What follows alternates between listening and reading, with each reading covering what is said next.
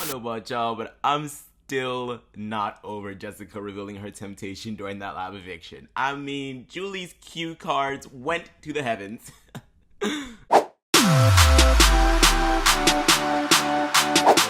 How y'all doing? Oh my god, it's Friday.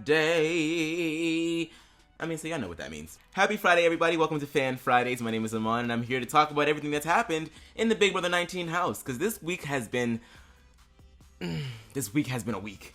Okay, so something that we all knew was going to happen was Cody winning that battle back. I'm not gonna lie. I was thinking that maybe Cameron or Dom had their chance. I was kind of rooting for Cameron. I would love to see how we'd come back in that house and mix things up. But judging by the way that he was talking about what he thinks has been going on in that house, he was not prepared. And I still feel so bad for Cameron. It's kind of effed up that people like Jody, people like Glenn, and now people like Cameron essentially serve sentences in BB prison. Just imagine, you're all happy, you made it on your favorite show, and then your ass is evicted the first night.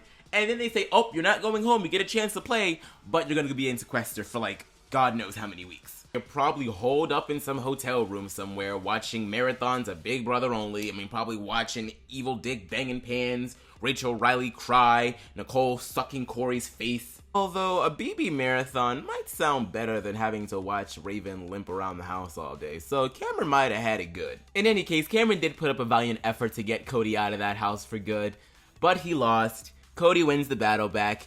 And of course, the only way to stop him is to put somebody up to compete against him in one of the challenges that Cody just won. And of course, the entire house nominates Heavy Metal Dumbledore to compete against Cody in this battle back competition. But it was cool to at least see Paul lose something this season because he's winning everything else. And Cody wins the battle back, and Jessica runs to him like it's, dramatic and slow motion through the poppy fields into his arms, and oh my god, here comes the kiss! And then we're all instantly over it and want Cody back out again. Things are looking up for Jessica. She gets her man back in the house, and then she goes on to win the HOH later that night. And this HOH is sponsored by meatballs, any kind of meatballs. Big ones, small ones, little ones, some the size of your head, just any kind of meatball, because if I hear that word one more time, Josh, I love you, but I'm gonna snap. I'm gonna go crazy. Aside from that, I really enjoy competitions like this. The distractions were hilarious. The trash, though, listen, just nasty. But the big guy that would come out and yell at them was hilarious. Where is CBS finding all these wonderful extras? You got the snakes in the first episode, then you got those two people in the veto comp with the plane, and now you have this guy just coming out and screaming from the... I felt like he was going to keel over and die. That's how red he was in the face. But as mentioned before, HOH is won by Jessica. She's able to pull it out. She's able to stay in there. I kind of felt bad for Christmas because I really feel like she wanted to... This was one of the competitions that she could have won, and she didn't win that. So it's just like, she's catching a tough break.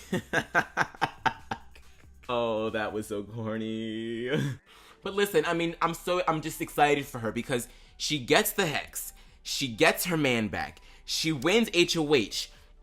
She's going into this week with so much power and so much ammo and so much armor.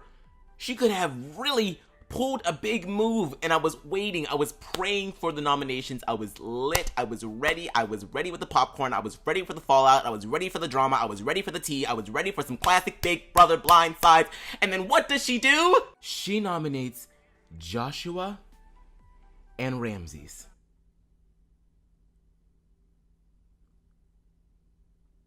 Even the crickets are not here for this HOH. What's even more frustrating about this is that she was contemplating putting Paul up. She was contemplating the big move. She was assessing the situation. And like I said before, you had so much power, but you wanted to stay your hand.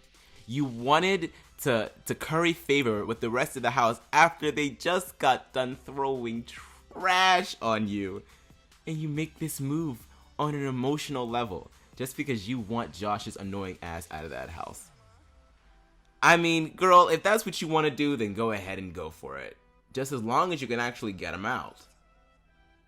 Going into the veto comp, it's pretty obvious that the house, with the exception of Marlena and Jody, do not want to see Josh go home. They'd much rather get somebody out like Ramses and keep someone who is as predictable as Josh Josh is never one to blindside you. Josh is never one to go against you if he says that he's with you. All Josh is really good for in this game is a good meatball sandwich. That's about it. Paul instructs Josh to just kind of lay low. Act like he's going home. Act like he's being ostracized. And, you know, that was... Thanks for that, Paul, because we sure got a lot of beautiful live feed sessions in the, what do they call it? The Austin Powers sex room. I mean, he's talking to an owl. He's imitating the other house guests. He's losing his mind. He's pulling an Audrey, putting on the glasses, putting on the comforter. I mean, just... That was great. But he still went ahead and gave it his all in this veto comp. And this was one of my favorite veto comps ever in Big Brother. It's the one where you have to memorize the sequence of ingredients or paints or chemicals, and you put them in the jar, and if you get it right, congrats, you move on to the next round. If you get it wrong, congrats, you get a big ass slime to the face. You know, some people do well, some people don't. Surprisingly, well, not really, because Cody, I mean, if you're in the military, odds are that you are having to memorize a lot of things. I feel like Cody has a great memory. And once again, all the power, all the claps, all the slay queen, yes, bitch, go, goes to Jessica. She wins another comp. She wins the veto. It's her and Cody in the final two. Of course, Cody has this whole thing about saving his princess and throwing the comp to her, but we're just gonna talk after that didn't happen. Just wins the veto. So class, let's review again. Just for shits and giggles. She gets the Hex. She gets the Cody. She gets the HOH. She gets the veto. It's a pretty good scenario. Also, something that she gets is her position in the house and the layout of the game and the motives of everyone else around her. She's on the hammock. She's talking with Cody. She says, you know what? It's crossed my mind multiple times that this house could just be playing along and they're really going to evict Ramses' ass. Ramses' ass? But of course, Norman Bates talks her out of it, quells her fears, and she's set on keeping the nominations the same and getting Josh out of that house. But you could have put up anybody in Ramses' place. You could have put up Kevin. You could have put up Matt So Raven. You could have put up anybody. Like, come on. So everything is looking all hunky-dory for a good old classic blindside on the hands of Paul. But of course, Kevin, like the little worm he is, went ahead and told Jessica Wednesday night about the possible plan to get Ramses out of the house. And regret shows up with a suitcase on Jess's doorstep. She is distraught. She is punching herself in the face. She's talking about wanting to grab Paul by the beard and kick him in the face. I mean, girl, I would love to see that. And Cody is like, oh my goodness, I will never question your intuition again. I'm sorry, I feel like this is my fault. But it shoulda, coulda, woulda, but you didn't. The noms were the same. Ramses is gonna get evicted. And now your entire HOH, backed up by all of the power that you had, is now going up in flames. We see a little last minute campaigning with Cody trying to get Alex to vote Josh out, trying to get Jason to vote Josh out. Alex catches wind that Cody's onto the fact that Ramses is indeed going to leave, and she is running around the house, covering Paul's tracks, making sure that all of the dots are connected, trying to make everything intact, trying to put a curfew on the house so that Cody and Jessica don't have any time to try and talk to anybody. All the while, Paul is just upstairs peacefully playing chess with Mark, not even knowing that his plan has been exposed. I must admit, that's some pretty good influence over the house. To not even have to worry about your own blind side getting blown up. I mean, good for you, Paul. Thursday rolls around. It's kind of, a march to the death at this point for Ramses. Josh is still putting on his act that he is going to be evicted. And when that vote comes out and it's 7-3,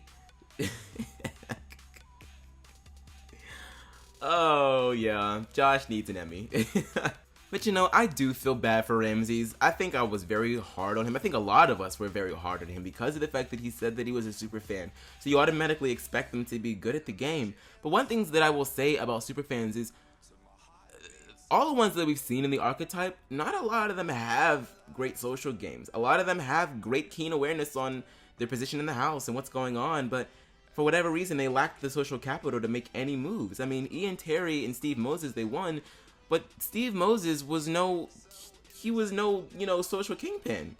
He hid like a turtle in his shell for the entire season and then pulled out the wins when he needed to and then won the game.